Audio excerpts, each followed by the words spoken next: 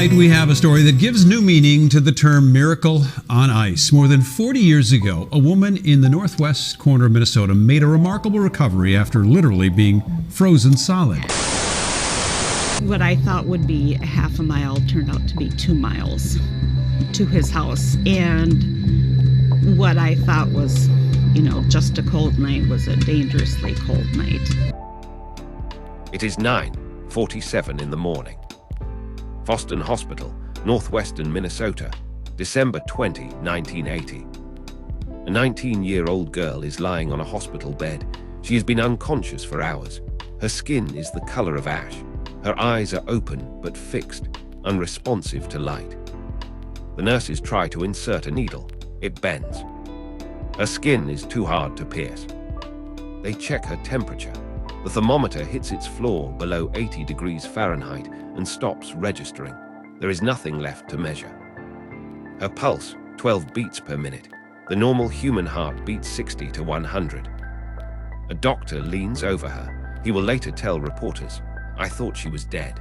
It was definitely a miracle that I survived. She looks dead. She feels dead.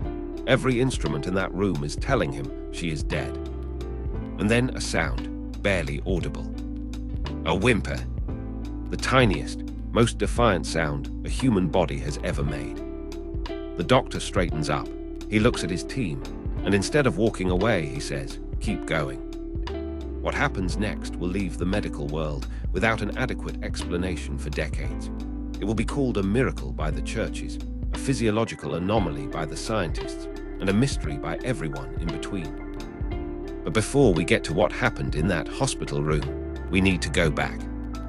Back 18 hours, back to a dark, frozen road. Back to the moment one young woman made a decision that should have killed her and somehow didn't.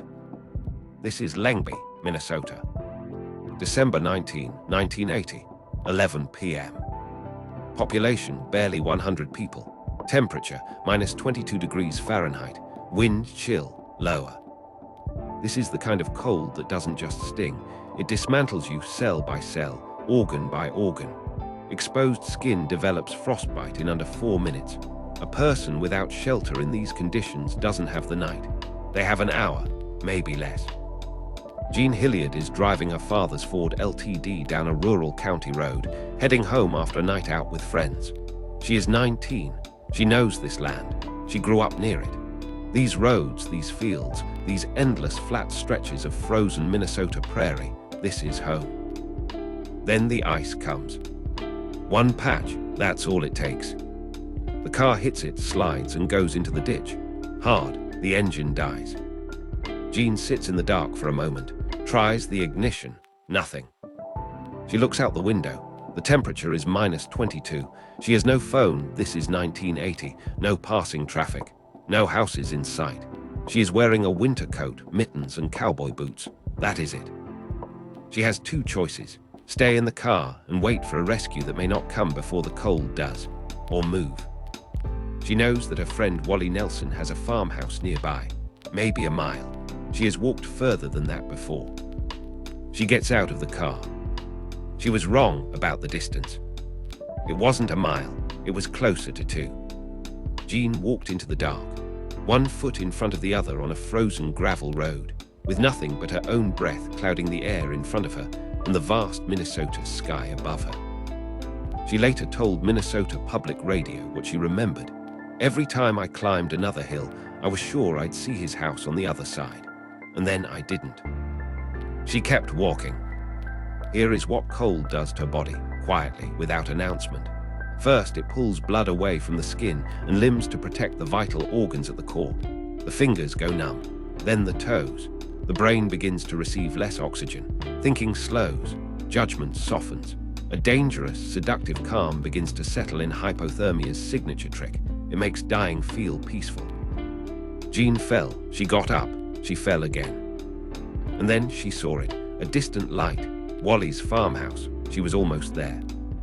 She was 15 feet from the front door when her legs gave out completely. 15 feet, less than the length of a standard car. She dropped into the snow. She crawled on her hands and knees through the yard up to the doorstep. The snow recorded every movement. The prints are still described in the local police report. She made it to the door, and then her body stopped. She lay there, face in the snow, eyes open, motionless. For the next 6 to 7 hours, through the rest of that night and into the early morning, she did not move. The temperature around her hovered between -20 and -30. The wind picked up. Nobody came. Nobody knew she was there. What I thought would be a half a mile turned out to be 2 miles to his house. And what I thought was, just a cold night was a dangerously cold night.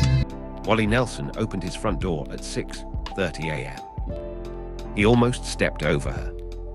Her face was ghost-like, he later told the Associated Press. I figured she was dead. He grabbed her by the collar and pulled her inside. And that is when he saw the 2 small bubbles rising and falling from her nostrils. She was breathing. Barely, but breathing. Wally's next problem: Jean's body was so rigid, so completely frozen stiff, that he and his companion couldn't fold her into the cab of his truck. They laid her diagonally across the back seat of a second vehicle, like a plank of wood, and drove. 10 minutes to Foston Hospital.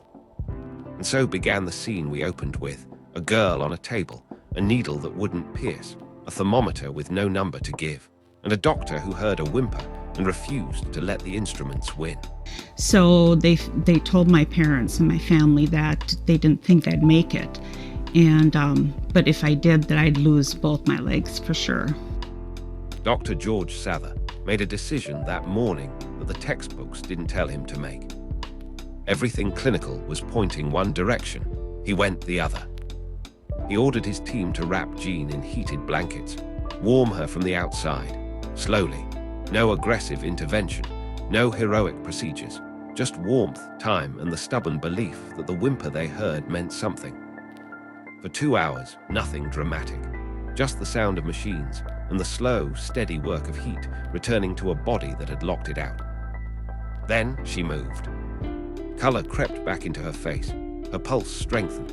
At noon, 9 hours after she had first collapsed in the snow, Jean Hilliard was sitting upright in a hospital bed, alert and talking. The phrase is, "You're never dead until you're warm and dead." Her first question to the nurses was not about her near death.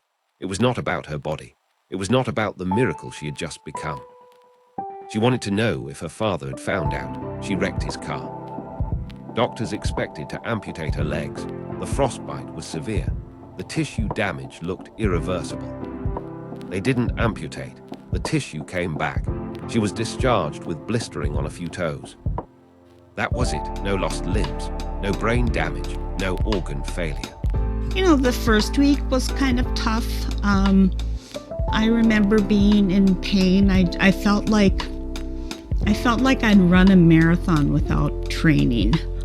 Here is what the science, years later, would piece together. Jean's body did something extraordinary. As the cold overwhelmed her, it triggered a survival response so extreme it mimicked death. Her core temperature plummeted, her heart rate crashed, her breathing dropped to almost nothing, and critically, her body's demand for oxygen fell to match it. Think of it as a controlled shutdown, a biological last resort, hibernation by emergency. When there is almost no activity, there is almost no need for fuel. The brain, the heart, the vital organs, they can sustain a faint flicker of life on almost nothing, as long as the cold is slowing everything down uniformly. The frozen, solid appearance, that was her muscles contracting violently against the cold, a stiffness so total it resembled rigor mortis. Her body pulled every drop of warm blood away from her skin to keep her core alive. She looked dead on the outside. She was barely surviving on the inside. Emergency medicine has a principle, one that Foston's doctors seemed to understand intuitively that morning in 1980. Nobody is dead until they are warm and dead.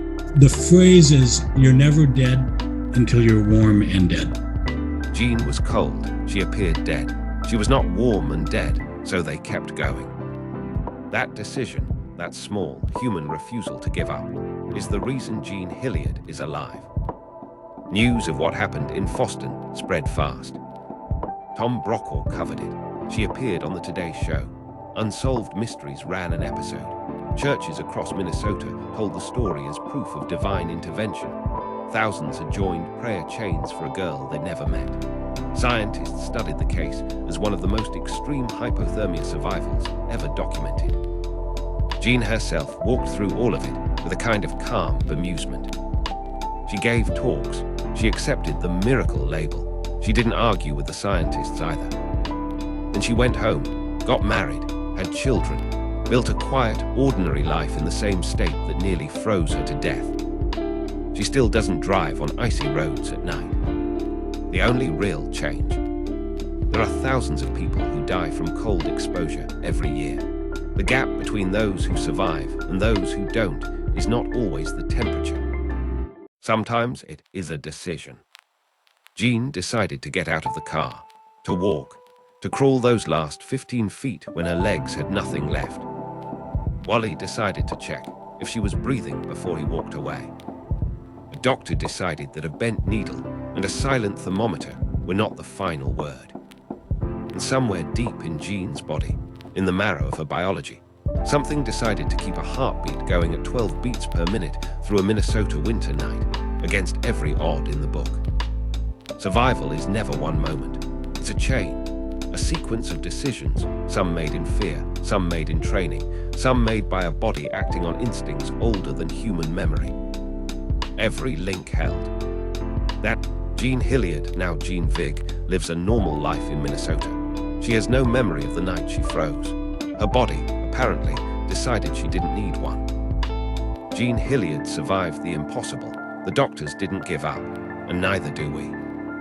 There are more stories like this one, stories the world needs to hear. Subscribe to make sure you're here when we tell them. And drop a comment. 1 word, 10 words, a full essay. Tell us what hit you hardest about Jean's story. The comment section belongs to you. We'll see you in the next one.